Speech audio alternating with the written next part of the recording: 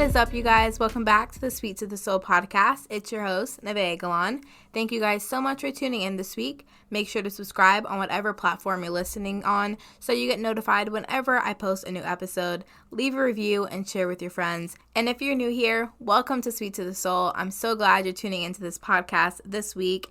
And pretty much I post about anything and everything, situations I've gone through, advice that I can give to you guys, stuff that's going on in the world today. And I also love hearing about what you guys want to hear about. So I usually try to post on my socials here and there, just like a poll on my Instagram stories, to see what you guys are going through in life right now, what you guys need advice on, and what you guys want to hear on this podcast. So definitely be on the lookout this week and next week for something on my story so that I can get a little bit more feedback on what I will be sharing next. So I've done a few episodes on relationships as a whole. One of my very first episodes was how to deal with a breakup. I also did an episode on your season of waiting, when you're kind of in that still moment of not knowing what's to come in the future. And then I just recently also did an episode on my season of singleness. So if I had to make those episodes into one series, I would say this episode today would be a part of that series. I kind of just want to talk about something that isn't talked about enough, or maybe not at all really. And it's kind of when you're getting back out there in the dating world. So I know a lot of people love to talk about how to heal properly, how to get over the breakup. So I kind of just wanted to do one about dating in general, how to get back out there in the dating world, how to put yourself out there to go on dates, because it can be a really scary thing, especially if maybe you were in a long-term relationship that had ended and now you kind of just don't know how to go on dates anymore. Or maybe you're just getting older, maybe in your 30s or your late 20s, and you're thinking, when does the person come to me? Like, hello, like I'm getting up there, like I want to be married, I want to have kids, I want to have a family. So how do I get there? How do I get to that dating aspect? So that's what this episode is going to be about today. I'm just kind of going to share my advice on it as someone who is trying to kind of get back out there in the dating world, and what I've actually had to teach myself before going out into the dating world. There's a lot of preparation that comes with dating somebody. So I just want to touch a little bit about that today. So let's get into it. All right, let's be honest. Dating is complicated, messy, and it can be really scary for a lot of reasons too. Maybe you were in a relationship where you were betrayed, where trust was broken, someone was not loyal to you. It can be really scary to get back out there in the dating world. And also for people who have been in a long-term relationship, or maybe even a marriage, maybe you just had a divorce and you want to get back out there in the dating world. All of that can be a lot to handle, and I'm going to be honest with you, it can be like that for a lot of the time. But something you have to learn before getting out there in the dating world is that you can't spend your entire life avoiding heartbreak or trauma from happening, because it's inevitable. It's going to happen. If you don't think it's going to happen, there's something else wrong with you and you should not be focusing on dating right now. It's gonna happen, and you have to just kind of get to the point where you accept that, but then you learn how to cope with it. You learn how to emotionally respond to it, because everyone goes through trauma, but the way you overcome from it is what's going to set you apart and what's going to really help you get through that state in your life. So be the person who keeps on trying. Even when one relationship fails, don't give up on relationships in general. Don't put a wall up on your heart. Be the person who keeps trying, because a new attempt can also lead to a new outcome. And I also don't want people to use this as an excuse to being with somebody who is toxic or being in a toxic environment and then saying, all right, I'm going to keep trying because Nevaeh told me to keep trying. No. Okay, let's take a step back. You need to reevaluate what you're trying to do. So if you're in a toxic environment and you keep trying to do the same thing and nothing is working, that's when I'm going to tell you that if there is no change, you need to remove yourself from that environment. Insanity is defined as doing the same thing and expecting a different outcome. And I was insane in my last relationship. I was trying and trying and trying, and there was nothing that was changing with this other person. So I had to take the big step and be the bigger person and say, all right, this isn't benefiting me. I need to go. I tried enough. I need to go. but I also had to be the person who didn't block my heart off for the next person who came into my life. So when I say keep on trying, I mean keep on doing what's going to benefit you and benefit your mental health, benefit your peace and your future. Another thing that you need to realize before getting into a relationship is when you're looking for a partner or looking for somebody to date, you need to become the person you're looking for. And I think this is why it's so toxic to get out of one relationship and jump into another one immediately after, a few weeks after, a few months after, whatever it is. And it's because when a relationship fails, there's something that was lacking, something that was missing in that relationship that caused it to fail. So when you jump into a relationship right away, you didn't figure out what that was. You need time in between to figure out what was wrong so that you know what to look for in that next relationship. Because if you don't, the same issues are just going to keep happening and you're just going to have a failed relationship after a failed relationship. So this is why it's really important that when you get out of a relationship and before you start looking for another relationship, to spend time with yourself first. That is so important to figure out who you are, because everyone will always say like you're your first love, or you need to figure out who you are. You have all the time in the world to figure out somebody else. And it is true, because I've realized in my season of singleness how valuable I am, because I've gotten to learn myself. And I think that's like the most amazing part about being single is that you really get to learn who you are, what you like, what you don't like, what ticks you off, what you want to surround yourself with, who you want to surround yourself with.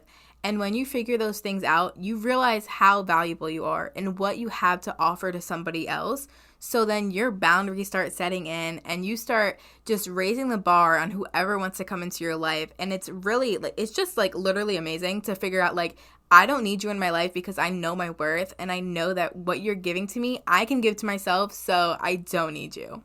And I say that in the most humbling and respectful way possible, because it's not even with like romantic relationships, it's also with like friendships in general. It's like I know the type of person I am and I know my boundaries when it comes to relationships and friendships. So I can sense when somebody is crossing those boundaries, and then I start to distance myself because I'm just like, I don't need this in my life right now. I know who I am. So I think it's really important just to spend time with yourself and to get to know who you are before you let somebody else get to know you. Trust me when I tell you guys that there is no time clock on any of this.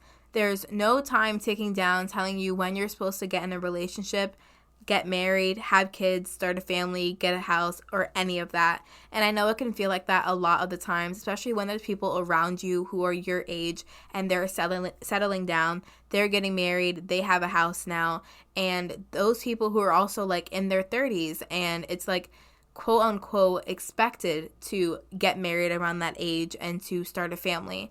And I know for myself, speaking for me, growing up, I always had this vision in my head that I was going to be in a long-term relationship and then get married young, have kids young, and then just like travel the world and like settle down, and like that was it. Like my life was complete at that point.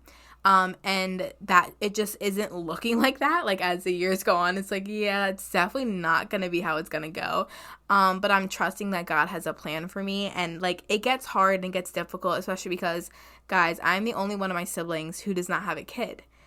Like, we have family gatherings and I'm like, oh, I'm the only one who didn't bring a kid here. Like, so it's definitely difficult to like see people around you who are starting or getting into that phase of life and you're not there yet. But it's important to remember that their timing is not your timing. Everyone's chapter looks different, and don't compare your chapter 1 to somebody's chapter 15.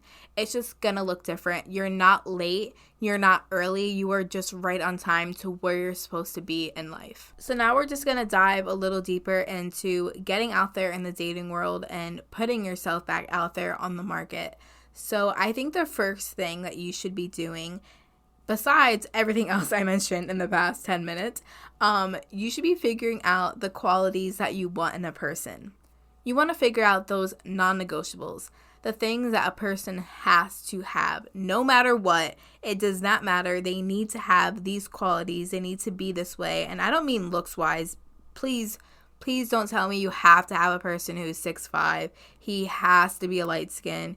Like, don't tell me any of that. I want to know the real deal qualities that a person has to have in order to be considered a potential partner. And I definitely think it's really important to figure these things out before you go searching. Like, even writing it down. Like, this is something that I have started doing. And my dad actually was telling me a lot about this when I was going through my breakup. And pretty much before that, too. Telling me, like, what do you want in a man? And I know a lot of these may be targeted to a man, but I know there's a lot of males listening on my podcast episodes. So it goes both ways, both genders, whoever you're looking for, whatever you're looking for, to have those qualities. And I think writing them down is really important because it's just a constant reminder, and that list is going to change. Don't get me wrong. Like, the list I had when I was maybe 15 is definitely different to the list I have now at 19 because I've matured a lot and I've gone through other experiences, and I'm like, all right, I actually don't really care for this as much. I think this is more important in a partner. And then there's other things that's like, yeah, you need to have this because my last relationship didn't and it just failed. So I think writing it down and making it a visual is definitely going to help. So I'm just going to share some of my qualities that I'm looking for in a partner. And these are just kind of my top big ones. And I know a lot of you guys might also be looking for these qualities in a partner as well. So my number one is someone who is in their faith. This is literally my number one non-negotiable because I tried negotiating this one in a previous relationship and it did not go well. So I've learned from that. So literally, if you don't have my number one, someone who is in their faith, you're not moving on in my dating process. You're not going to step two. And no, this does not mean I'm looking for somebody who has the entire Bible memorized from front to back. That is not what I mean. I know that we are all on different walks when it comes to our faith. And I know there's some people like me who have grown up in a Christian household. And then there's other people who are just now welcoming their faith because their parents weren't really into it, so they never got involved with it. But I'm just learning now that when it comes to a relationship, we need to be equally yoked. And that is found in the Bible in 2 Corinthians chapter 6, verse 14 and 15. It says, "Don't team up with those who are unbelievers. How can righteousness be a partner with wickedness? How can light live with darkness? What harmony can there be between Christ and the devil? How can a believer be a partner with an unbeliever?" And in my previous relationship, of course, again, I grew up in a Christian household, so I was religious, but this person wasn't really religious. So, I'm over here trying to get this person to know God, bringing him to church, and I thought that that would be the way that our relationship worked, and having God as the center would make us last. But again, we were unequally yoked. I was so much further in my faith than he was. So it was like kind of pulling somebody along who didn't want to be pulled or didn't know how to be pulled. So it just did not work. Another quality being someone who is truthful and honest. And this is a big one for me. And I know it's a big one for a lot of people because, hello, it's kind of like a deal breaker. Just be honest. But when you're getting to know somebody, you can kind of tell if they're being truthful or not. And you have to remember that if they're not being honest about the small things, how can you expect them to be honest about the bigger things? And again, going back to being the person that you're looking for. If you're expecting somebody to be truthful and honest, you also need to provide them with truth and honesty. So I know a lot of the times when you're getting to know somebody and they ask you a question, you kind of just say what you think they want to hear instead of saying what's truthful about yourself. So that is just, it's not the way to go. You want to make sure you're honest and you're truthful off the bat, because if someone can't respect your honesty and what you have to say, they're not the person for you. Like, let's be real. A few other qualities that you should be looking out for in a partner is loyalty. And yes, it's very important for them to be loyal to you when you guys are in a committed, exclusive relationship, but also loyalty to other people in friendships, maybe authority figures. That's also really important. And then obviously someone who is respectful. And again, that's towards you and also towards other people. Like, to me and a partner, of course, I want you to respect me, respect my boundaries, respect my standards when I'm comfortable or uncomfortable. Like, you have respect over those situations. But I'm also looking for someone who is respectful to other people. How do you treat your parents? How do you treat your siblings, other family members? How do you treat my family? That's really big. And authority figures. How are you acting out in public? Do you have respect for those around you, people you do or do not know? And then I'm really looking for somebody who has goals for their life, not someone who kind of just lives day by day, lets life pass them by, but somebody who like has a plan for the future and has steps and goals of how they want to achieve that. And I know it's going to look different for every person that you're getting involved with or any person that you see a potential relationship with. But I think it's important to seek that out and to just seek someone who's willing to work for what they want. So make sure you're keeping these qualities and these non-negotiables in the back of your head when you're getting to know somebody and when you're going on dates with people, because it's going to shape the relationship that you want with them. It's going to let you know if this is something that's worth pursuing in the future. And something that I heard from another podcast, it's called the Just Different podcast. I love listening to them, is that when you're desperate, you aren't picky. And that just sat with me and it stuck. Because a lot of the times when you're getting out of a relationship, you kind of become desperate. I know I did when I got out of a long-term relationship. There was a part of me that was just desperate for attention, desperate for validation, somebody else, desperate to just have somebody with me. And I started making choices that I know I shouldn't have made and I know that I wouldn't have made if I wasn't desperate. So I think it's important to catch yourself when you're getting into that kind of desperation mode, and to make sure that you are picky when it comes to the person that you want to be with, because going into dating and going into looking for somebody for the long run, someone who could eventually lead to marriage and kids and a family, you want to be picky about that person. Don't get it twisted. Don't let somebody say, oh my gosh, you're so picky, just pick someone already. No, you want to be picky with who you're envisioning your future with. So I'm going to steer away from the qualities a little bit and kind of just getting back into going into the dating world. I think it's important to know that there's never going to be a right time to get into the dating world and that you're never going to be quote unquote ready for it. If you're sitting back and kind of just waiting for the time where you're the best version of yourself in order to get into a relationship, that relationship is never going to come. I think a lot of people have this idea in their head that once they get into a relationship with somebody, they have to stop focusing and forming the best version of themselves. And I know that in my case, I have done that so many times. In my previous relationship, I kind of prioritized that person over myself, over my growth, and over a lot of other things. And that's when you kind of start to feel like, all right, a relationship is taking away time for myself. And that's not the case. The best version of yourself is going to continuously form with or without somebody. So I think that's a really good, healthy mechanism to contribute into your relationships and into the dating world, is to kind of keep the habit of self-care, keep the habit of growth and working on yourself while at the same time getting to know somebody else. Remember that this world of dating is an experience. And I also want to kind of draw the boundary between dating and a relationship, because I think sometimes people can get that confused, which is why sometimes I don't like to use the word dating, because it can be a trigger for a lot of people when it comes to talking about this topic of like dating multiple people. And I know for a little bit of my kind of single walk, that word dating did kind of trigger something in me because of a previous relationship. So I like to kind of just think of it as meeting people. Instead of dating, I'm just meeting with a lot of people.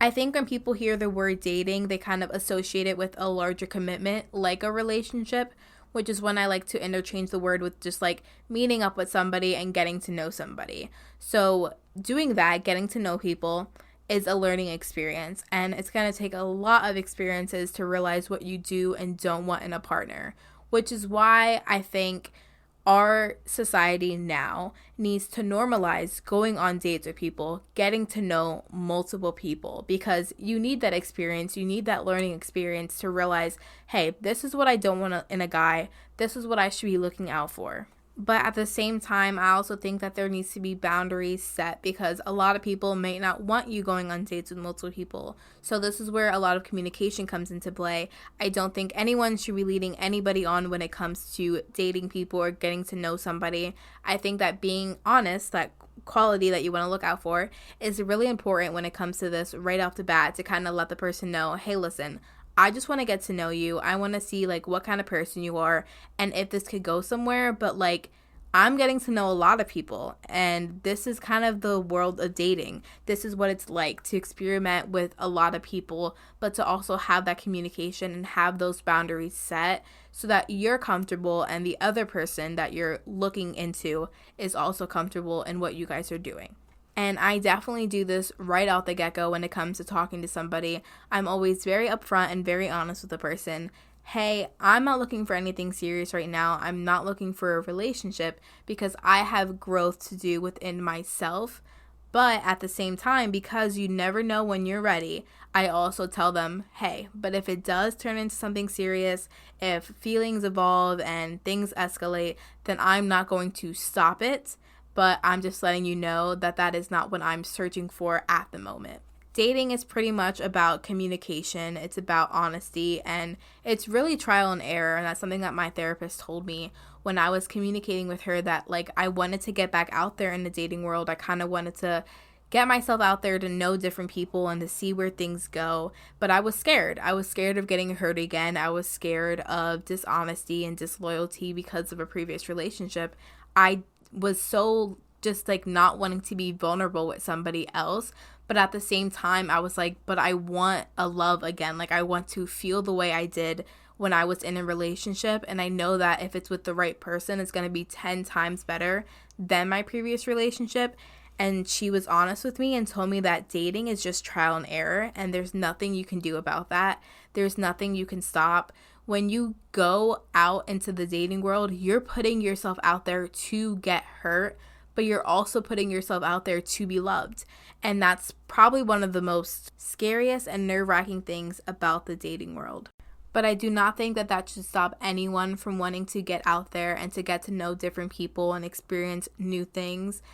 If you're getting out of a toxic relationship, if you're getting out of a marriage, or you've kind of just been single for a long time and you just want somebody, I think that none of that should stop you. And I really hope this episode just kind of shined light on some of the things you guys should be looking out for when you're getting into the dating world, whether it's with somebody else or things you should be looking out for in yourself to know like, hey, am I really ready to be out there in the dating world? Or is it kind of just like the pressure of the world and the pressure of the society that I'm living in that's kind of telling me that I should be dating? Remember that there is no time clock on your life. There is no time clock on any chapter of your life. Everything will work out and everything is planned already for you. You are not ahead and you are not behind. You are just on track for where you want to be. Make sure that you are spending time with yourself. You are the most valuable gift that you can give anybody. So make sure that you are where you want to be in life before you give yourself up to somebody else and before you let somebody else give themselves up to you. And that's going to conclude this week's episode. Thank you guys so much for tuning in. I hope you guys got something out of this, especially if you're thinking of getting back out there in the dating world, or you are kind of already out there but don't know which direction to head in, don't know if it's for you. Make sure to subscribe on whatever platform you're listening on so you get notified whenever I upload a new episode. Leave a like, leave a review, share this with somebody who you think will learn something from it if they're in their season of dating or kind of trying to just get there. And make sure to tune into my socials this week. I will be uploading a poll on my Instagram stories to see what you guys want to hear about next, what advice you want me to share, what topics you guys want me to discuss. And that's it. Peace out, guys.